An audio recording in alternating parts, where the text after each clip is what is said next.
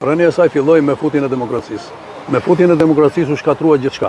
Imagjinoje që gjithë ato pajisje që kanë një përfaqësi e tërë, me transportiere, me elektrovoze, me radrizatore, që janë këto elektrike të lëvizjes së mjeteve brenda, të gjitha u shkatruan dhe u hodhën.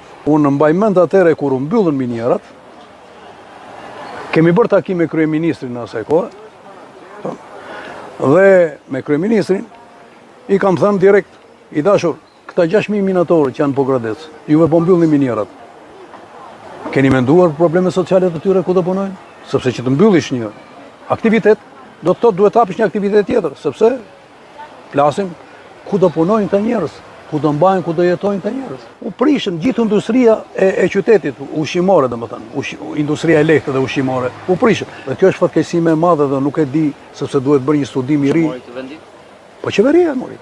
Aleksandar Meksi. Tu interesuan fqinjët tanë, serbë e grek, që të na shkatronin ekonomikisht, të na prishnin industrinë, të na prishnin, të na nxirnin, na asfiksonin me minjerat.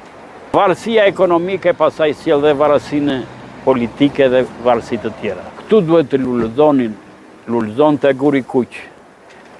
Dhe këtë pasuri kombëtare të administronte dhe të ishte në favor të popullsisë e popullit tonë. Shkatrimi i kësaj miniere, të gjitha ato forca që hodhën, blen nga një varkë dhe u futën peshkatarë në liqen.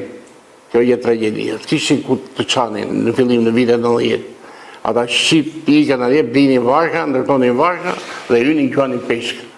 Guri kuq që sa po folëm, ka rezerva për 200 vjet. Kuj do t'ja lëmë? Ja iku një pres, ja po vdese me një, po më plake me. Po këto të pasuri të mos i gëzojnë njerëzit. Aty është një pasuri që për ta shfrytzuar do 100 vjet ta shfrytzuar. Sa e shkrojtur aty, nuk është ajo palce mineralit është në zemër të malit, e poshtë në thellësi. Ajo sa u gërvisht pak. Kjo minjerë do zgjidhte problemin e papunësisë, nuk do emigronin njerëzit nga sytë kembët. Po do vinin punonin aty, ja vlen ta çelës të prodhosh për të mirën e këtij kombi.